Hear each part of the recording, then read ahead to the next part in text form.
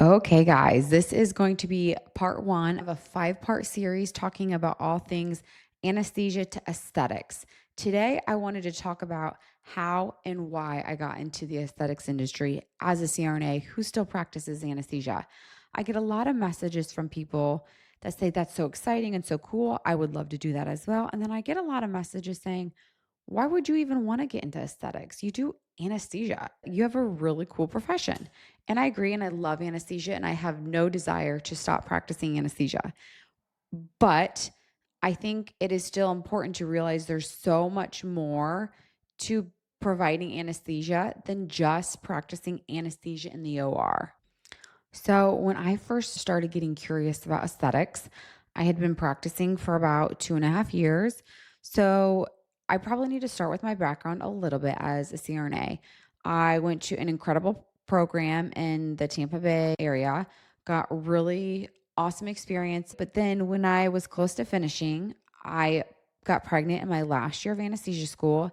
And I just really wanted to move back home where I was born and raised, small town Indiana. Wanted to raise my kids close to grandma and grandpa and just have a low key lifestyle for my kids. I knew we wanted to live on a lake. We loved the lake. So when I chose which job to take, I was really prioritizing my lifestyle, work life balance. That is super important for me. I always say I curated my job and my lifestyle for my kids and my life as a mother. That is top priority for me at this stage of my life.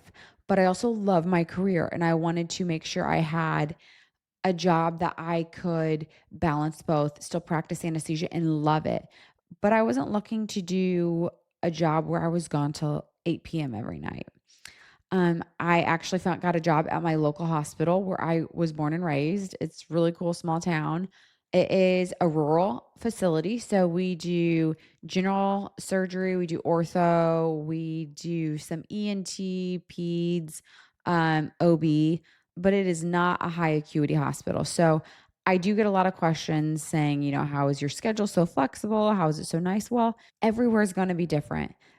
But where you work really does dictate your schedule, the flexibility, how busy you'll be, if you can do in-house call or at-home call. I take all of my call from home. It is amazing. I probably get called in 20% of the time. So I can be working, be getting paid, but be at home with my kids a large portion of the time, which is so good. Most people hate call as anesthesia providers. I don't mind it because I'm still able to do shifts, put my time in, but be home a lot. So I have been practicing for about 2.5 years. And if you guys know me, I am just someone who always wants to be growing, wants to be learning, wants to be doing something. I love to expand my playbook. I say, I want to always be learning a new skill. And the one thing that up until 2.5 years ago, I had never really breached the entrepreneurial world. I had never started anything on my own. Sure, that's not true. When I was young, you had little things you would do. You would start a cleaning business. My brother started like this photography business. We were always like talking about businesses we could start when we were younger. I come from a very large family and so many of my siblings are entrepreneurs. We just start things.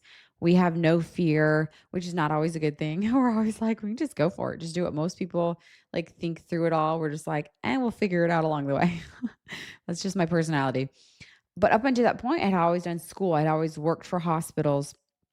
And I just kind of got to a point in my career.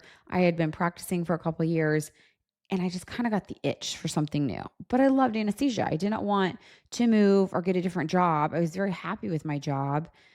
And I don't want to say I was bored, but I just had the time to maybe do something else as well. I actually started doing social media content after my first year being out of school, having one baby. I had planned to be at home a lot more and I just got bored. Like I don't know how else to put it. I just got really bored.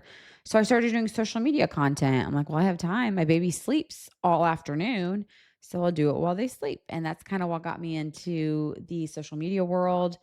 And then about a year and a half later, I kind of was the same thing. I'm like, okay, what's my next step? And at that time when actually my good girlfriend, shout out to Jess, she had not too long before that gotten her certification as a nurse practitioner and was doing some aesthetic stuff on the side. And she was like, "Hey, have you ever had Botox? Do you want Botox?" And honestly, I grew up pretty poor. When my first 10 years of marriage, we didn't have any money. So I wasn't getting Botox. I knew nothing actually about the industry at all. And I was like, "Sure, I don't know anything about it, but I'll let you poke me." And of course, both of our husbands were like, "What are you guys doing? You don't know anything about this." And I was like, we'll see what happens. And got my first time, and I was obsessed with it. It was one of those things you don't really know how much you love it until you get it. And you're like, wow, that's low key amazing. You mean, like, you look at your pictures before and after, and your smile looks so nice. And Botox is one of those things people don't really know you get it unless you tell them, or you get a lot of different procedures done. So that was kind of like my entry into the aesthetics world. And I knew nothing. When I say I knew nothing, my girlfriend was the only injector I knew. I didn't follow any injectors on social media. I didn't, I didn't really know anything. So I probably had her do my talks a few times. And then, like, to be really honest, I was just like, I could do my own talks. Like, I poke people for a living. Like, I do nerve blocks all the time, drop central lines, arterial lines, IVs. Like, how hard could giving Botox be? And so I told my husband, I'm like, I'm going to go get my certification to give Botox. And I will say it was more intimidating than I expected it to be because I had gone to school for 3.5 years for anesthesia. I had done hard training, putting people to sleep. Again, all of the pokings of all the things. I was like, how hard could Botox be?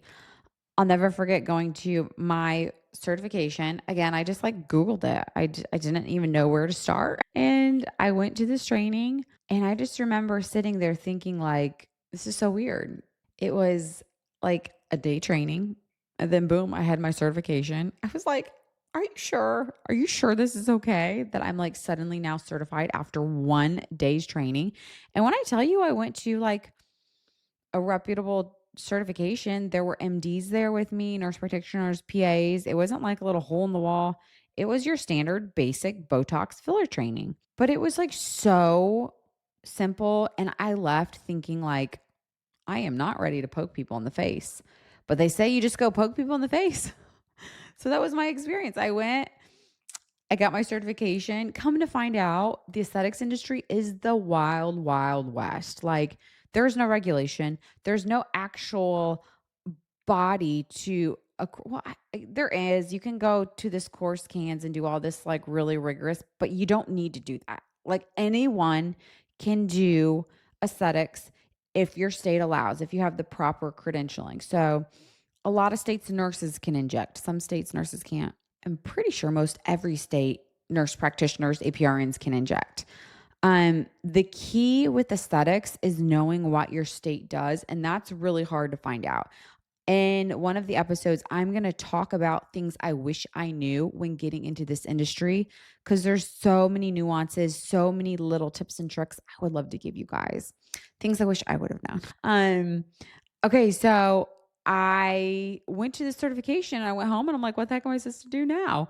I had one of the docs I work with. He's like, yeah, I'll be your medical director. So that's really how I started, guys, just doing it for friends and family. It's like a hobby. I had no business plan. I had no plan to open a med spa. I had no desire to. I didn't even know what I never had gotten aesthetic treatment. So I didn't even know what a med spa was, honestly. So when I got my certification, full disclosure, I was really interested in starting a ketamine clinic.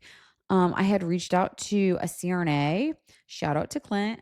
I went and toured his ketamine clinic in Nashville.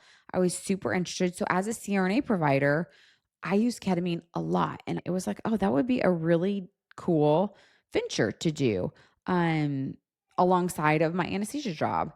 And it kind of was, that whole concept of anesthesia outside of the OR. What can I do to expand? And I'm not gonna lie, I, as someone who is very opinionated about things, likes to speak my mind.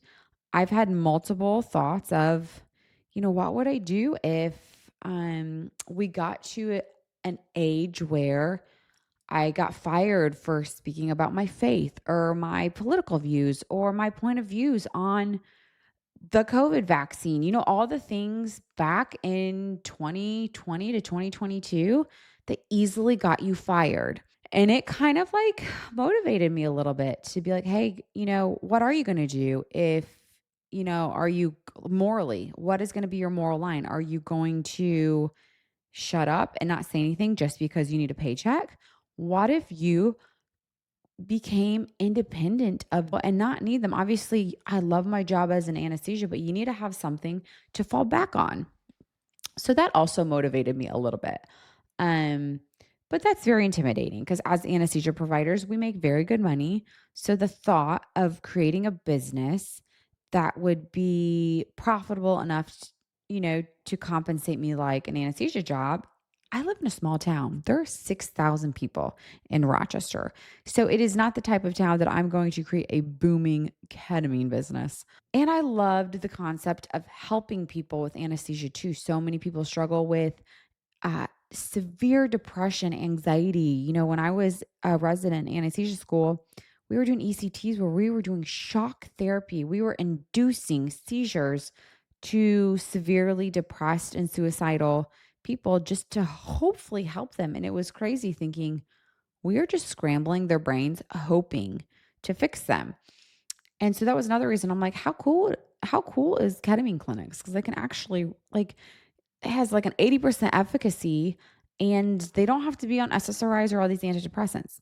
All that to say, living in a small town, the business model just did not make sense. So I kind of pivoted and got into aesthetics. And I was like, this is just going to be my hobby. I'm just going to do it for friends and family. I'd love to poke, just kind of a new skill I can learn. And that's just kind of how I initially started. Well, let's just say after I actually went to my certification, came home, I don't want to say I got imposter syndrome because what I really got, I got a healthy fear of doing something that is actually a big deal legally. So many people, when they start in the aesthetics industry, who man, they are not compliant. They are not doing things legally. They're just truly hoping that nothing bad happens. And I will say, I found myself in that situation a time or two.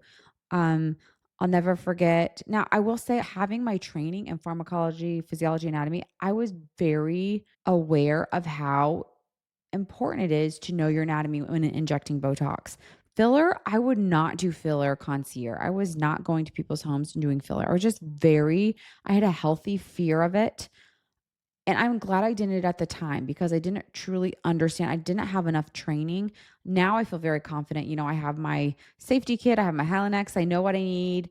We go to these conferences and we do all sorts of procedures in hotel big conference rooms. So understanding what you need and where.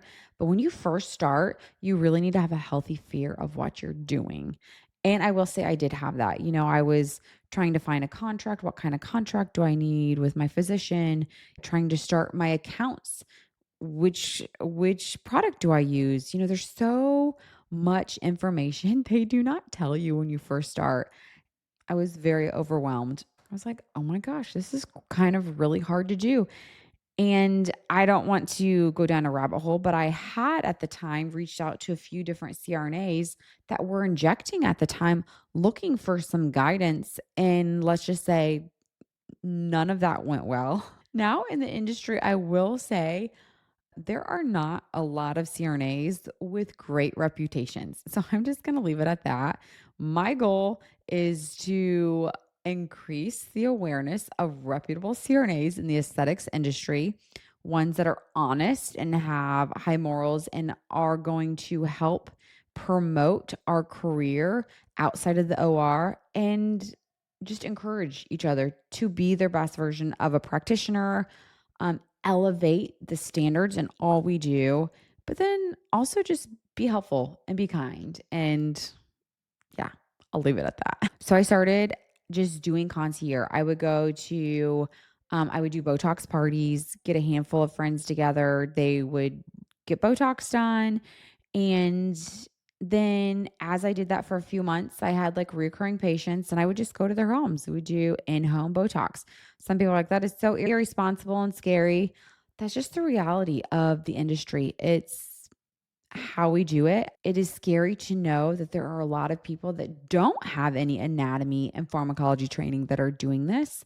There are people with very little medical experience doing this. So I would give a caution to people getting aesthetics done at these type of Botox parties or in their homes. Just make sure the person doing it has actual medical background and are going to follow up with you and be available for you, because people that just go do parties and then don't follow up ever, that's just, you want to avoid that at all costs. So I started by just doing friends and family here and there.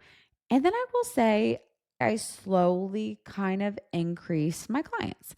I was doing Saturday mornings sometimes, I'd have to do afternoons. I wasn't decreasing my OR hours at all. It was just very much hobby here and there.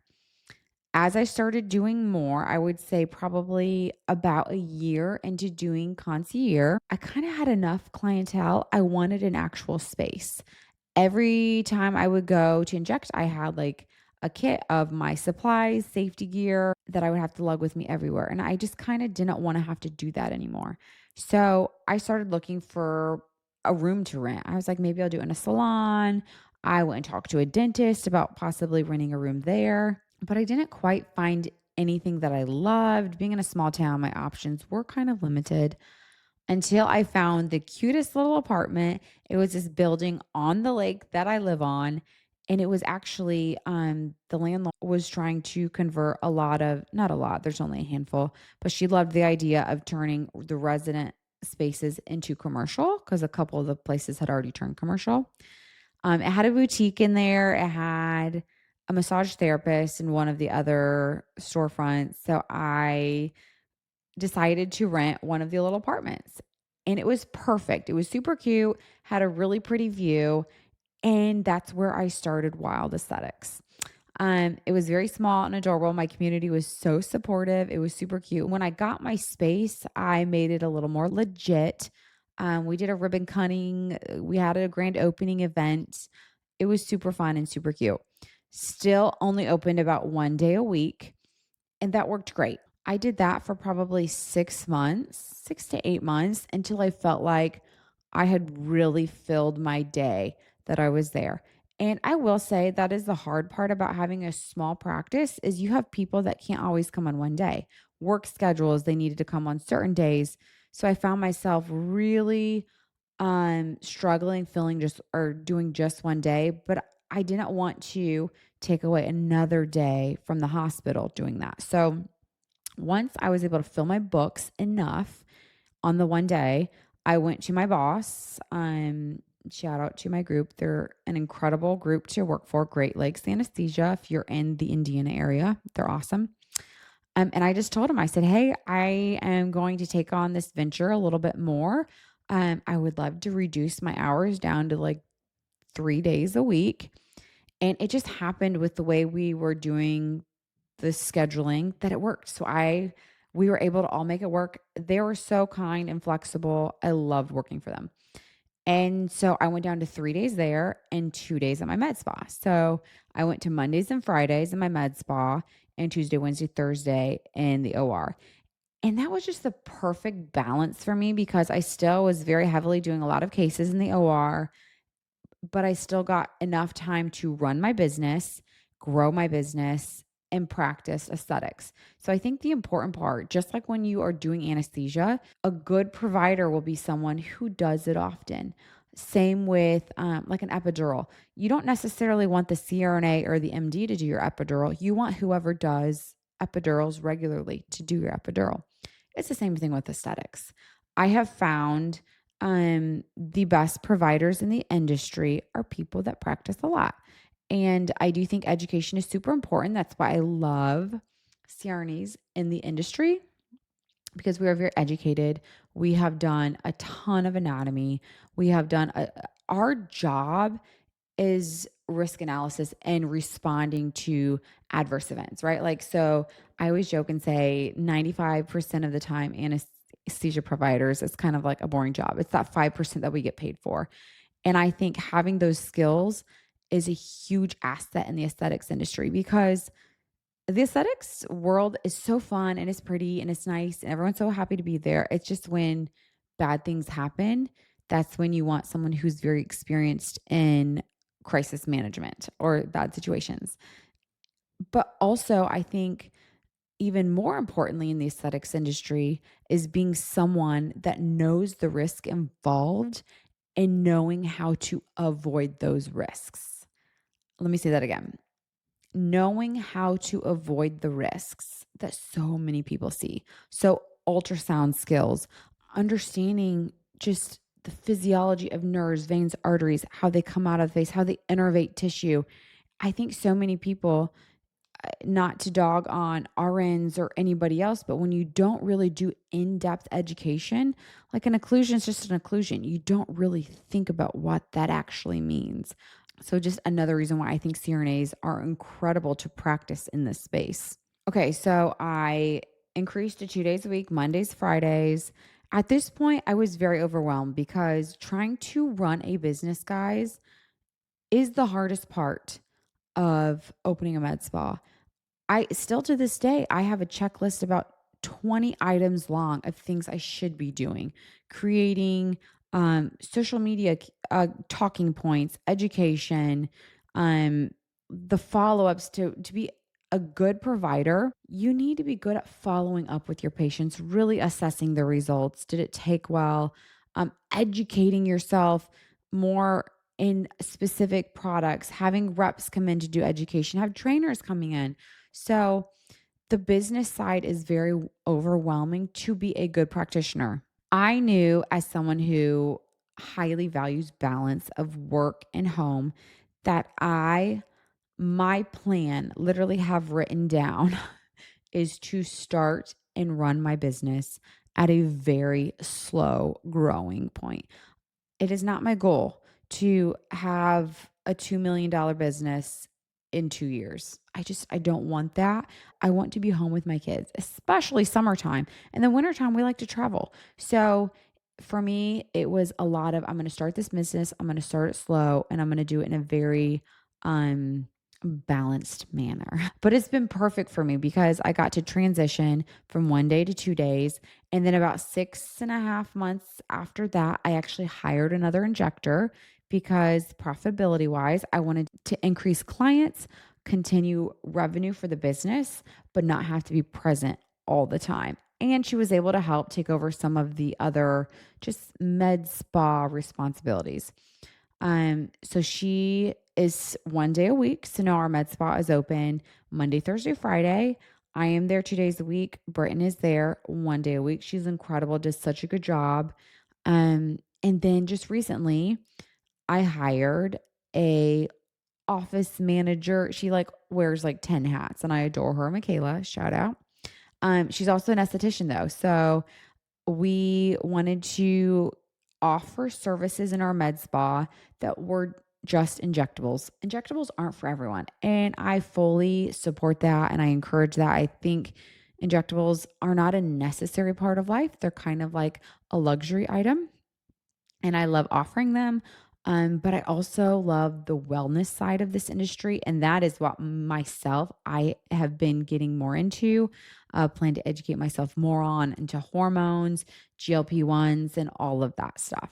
Um, but I wanted to expand the med spa into facials and different services that you would envision when you go to a med spa.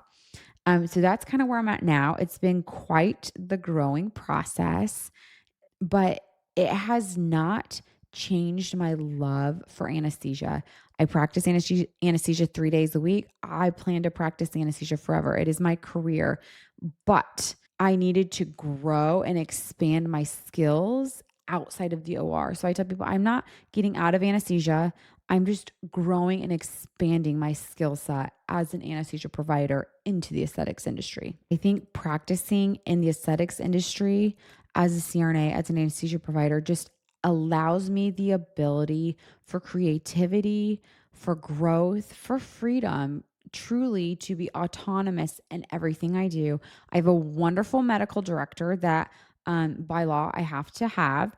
He collaborates with me on policies and procedures and just overall. But I truly run every aspect of my business, make all of the decisions, financial decisions. I am my own financer, which is something that I'm very proud of. I have no investors, and it's all on me to grow or to fail. I definitely have made a lot of mistakes along the way. My biggest advice is don't sign any contract without a lawyer looking at it. Um, but I always say you learn the most from the mistakes in your journey. They truly have had the biggest impact on every aspect of my life. So, for those of you that have asked, why are you leaving anesthesia for aesthetics? I am not leaving anesthesia. I am expanding my scope of practice, creating a new revenue stream, a new sense of purpose, and growing overall in my skill set and forming a sense of autonomy and freedom to say and do what I want, what I believe in, and pushing the narrative that I think is important in life. And I think we need more of that in our world. So let me just finish this episode by saying you do not need to have it all figured out to start. Pursue your curiosity, ask the questions, dive in, figure out, create a plan. Guys, ChatGPT now is so helpful. It will give you things to think about, where to start, who to talk to.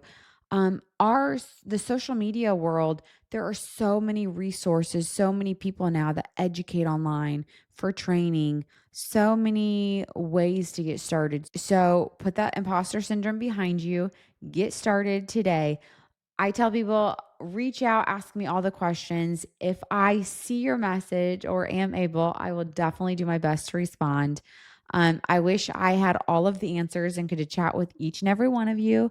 Comment below, ask any questions you may have. I will do my best to get back to you. If you do not follow me over on Instagram, my handle is swild.crna. I share all sorts of lifestyle, mom life, CRNA life, aesthetic life, travel fun. It is so important to me to share an authentic part of me while inspiring you to be your best version. But most importantly, prioritizing what is important to you in life and having a balance in all that you do. So, thanks for tuning in. Until next time, don't forget to do what you love what you do. Peace out, guys.